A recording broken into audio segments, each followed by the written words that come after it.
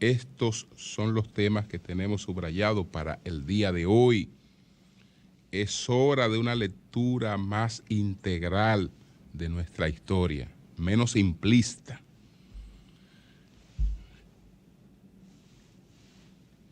Las secuelas de la tragedia de San Cristóbal, ahí vamos a abordar varios aspectos y algunas complejidades de la coyuntura en la que el presidente Abinader opta por reelegirse, entre otros temas. Pero bueno, señores, estamos en la conmemoración del 160 aniversario de la Restauración.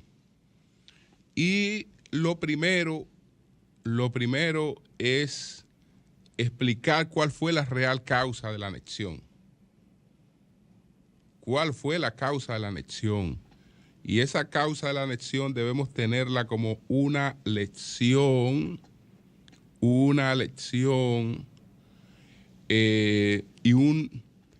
para poder aprender de ella.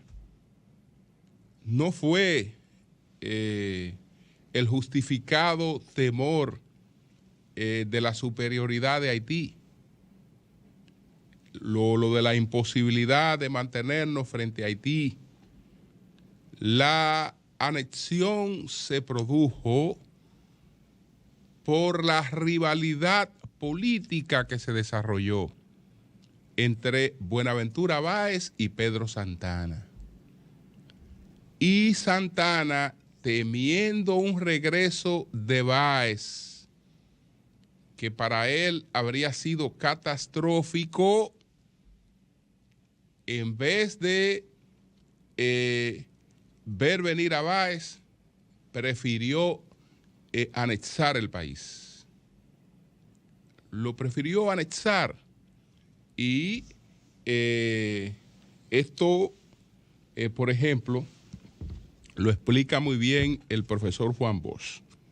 Lo explica muy bien el profesor Juan Bosch cuando nos habla en su obra sobre la restauración, sobre esta rivalidad y en qué desembocó esta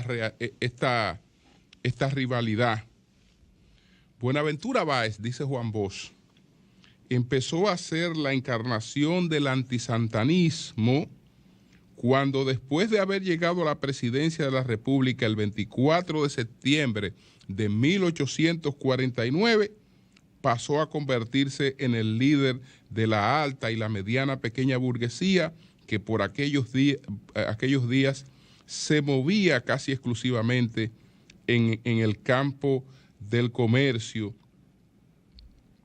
Si bien algunos miembros de esas capas se dedicaban a otras actividades, como por ejemplo al corte de madera, la navegación en balandras en el país y en San Tomás, en Curazao, etcétera, etcétera. Entonces, ¿qué ocurrió? ¿Qué ocurrió? Bueno, fruto de esa rivalidad,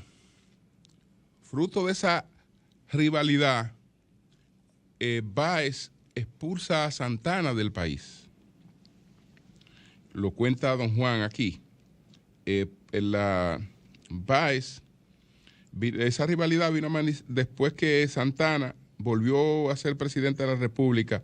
Lo que sucedió el 15 de mayo de 1953.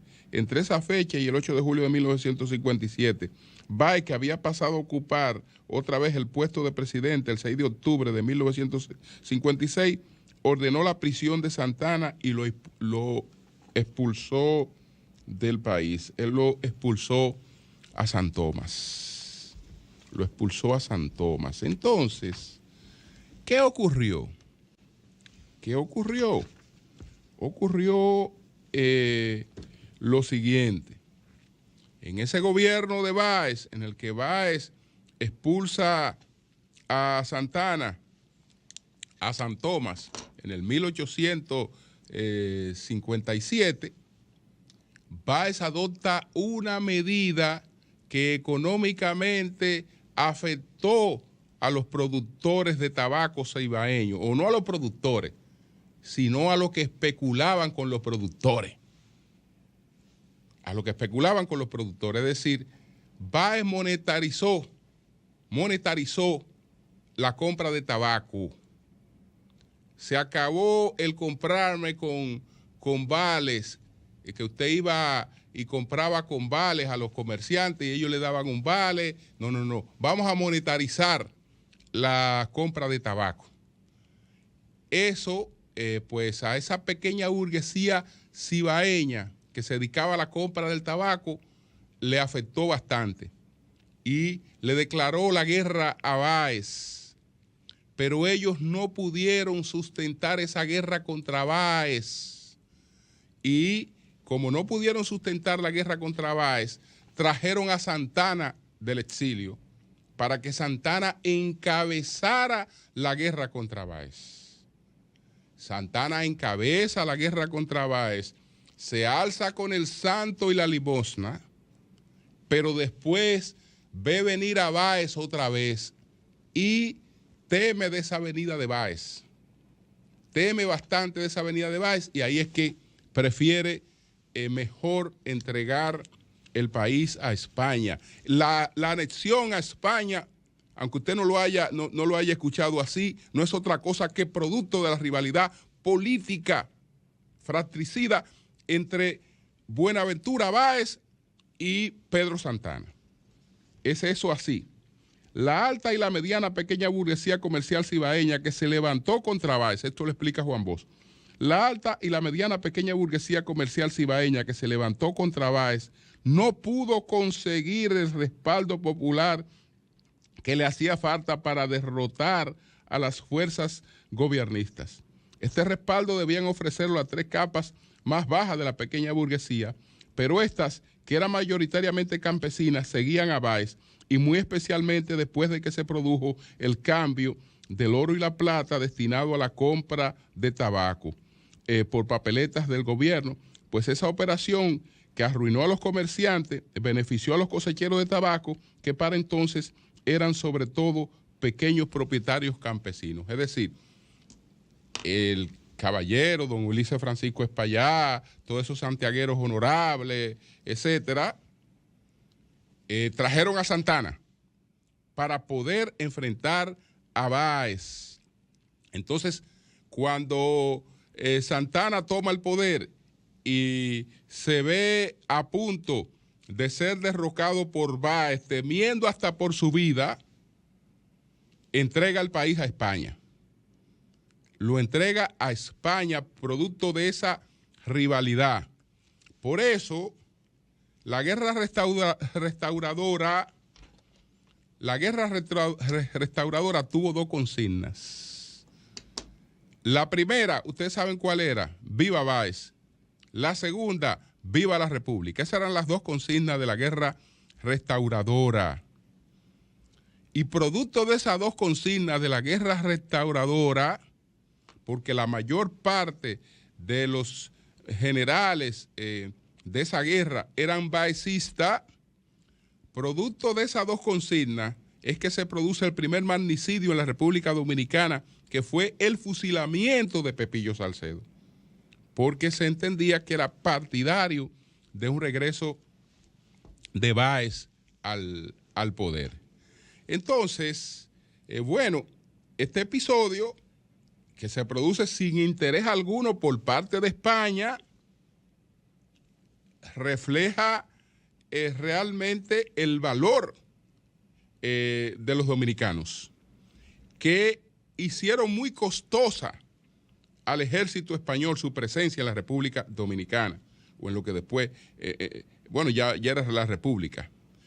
Le hicieron bastante costosa y el conflicto llegó a un nivel de estancamiento.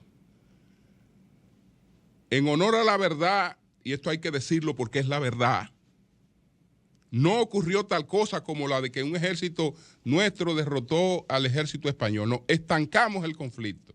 Le hicimos cara a España esa presencia y España terminó haciendo lo que era digamos, el deseo mayoritario de España, que era no estar aquí. No estar aquí.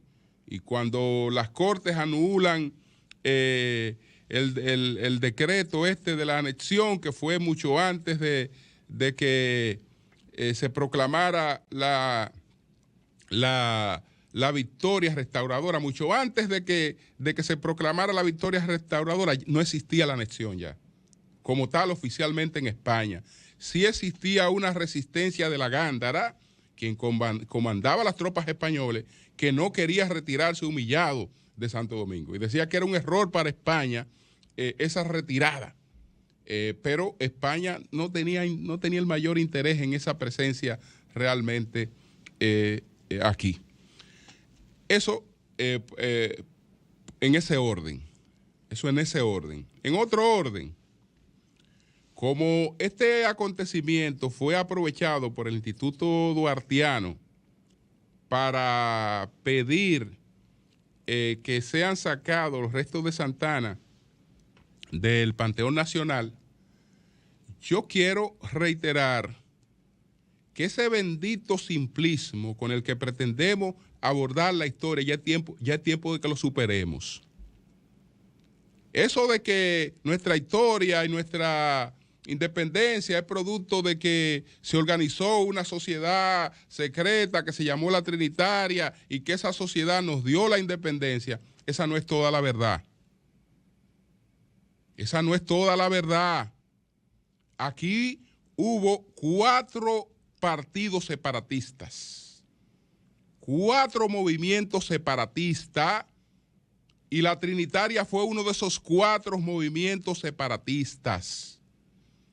Pero aquí había un movimiento separatista que estaba claramente identificado con España, que era pro-español. Pro-español. Ese movimiento separatista pro-español lo encabezaban el padre Gaspar Polanco, y Pedro Paimes, pero ahí también estaba el señor Villanueva de Puerto Plata, el señor Andrés López Villanueva. Ese era un movimiento que era pro-España. Entonces, si ese movimiento era pro-España, yo no le puedo llamar traidores a un movimiento que buscaba la separación y que tenía la idea de que fuéramos pro-españoles, porque esa era su idea. Pero aquí había otro movimiento, un segundo movimiento, que era pro-inglés. En ese movimiento pro-inglés lo encabezaba uno de los más prósperos comerciantes de las Matas de Farfán, que tenía comercio entre ambos países de la isla. Y él era pro-inglés. Él era pro-inglés. Entonces había un partido que era pro-inglés, había un movimiento que era pro-inglés claramente definido. Pero había un movimiento que era pro-francés, que lo encabezaba Buenaventura Báez, el de los afrancesados. Y entonces estaban los colombianos, que lo encabezaba Juan Pablo Duarte, que era la Trinitaria. Y este movimiento, la Trinitaria, pudo ser el que encabezara toda la tarea de la separación, porque hizo una alianza con el sector de los ateros de Pedro Santana. Pero Pedro Santana no era trinitario. No era trinitario y punto. No era trinitario y punto. Entonces, como la historia la queremos explicar con simplismo, diciendo, bueno, aquí lo único que hubo fue una trinitaria y todo se forró. No, eso es mentira. No es mentira, pero no es toda la verdad. No es toda la verdad. Entonces, si no tenemos una visión integral, entonces pueden decirnos cualquiera, mira, aquí hubo traidores, hubo esto. No. Aquí habían concesiones distintas sobre el tema de la separación. Habían concesiones distintas. Y nosotros somos el producto de todas esas concesiones distintas. Ahora, ¿qué vamos a dedicarnos? A despedazarnos, a desprestigiarnos unos con otros, a desbaratar nuestro altar. Vaya, propóngale a Francia que saquen al héroe de Verdún, al mariscal Pétain, porque bueno, él fue el héroe de Verdún en la Primera Guerra Mundial, pero fue entonces el traidor en la República de Vichy, en la Segunda Guerra Mundial, con los nazis. Entonces tú le vas a borrar lo que hizo en la Primera Guerra Mundial por el error de la Segunda Guerra Mundial. No, él es las dos cosas. Y él es parte de la historia francesa, hay punto. Y nosotros somos producto de lo bueno, somos producto de lo malo, somos producto de todo, pero esa es nuestra historia. Esa es nuestra historia. Entonces, vamos a dedicarnos ahora a despedazarnos, a mover ese altar, que si lo movemos, podemos tener serios problemas.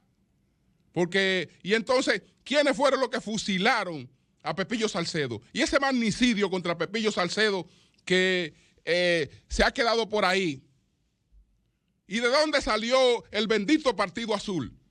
El Partido Azul no es otra cosa que una continuación del santanismo después que muere Santana, y de la ceniza del santanismo que sale el denominado Partido Azul, porque nosotros no venimos del aire, venimos de nuestra fortaleza y venimos de nuestras debilidades que están ahí. Ahora, si abordamos todo con este bendito simplismo, ya usted sabe hacia dónde vamos. Entonces, dedíquense a defender al padre de la patria y a dar a conocer al padre de la patria y no a denostar otros héroes, que ese no es el papel de ustedes, o a destacar los errores de otros héroes, porque no hay humano que no los tenga. No hay humano que no los tenga. Entonces, en esas condiciones, ningún país va a tener héroes, porque los santos no son héroes. Los santos no son héroes. Los santos no son héroes.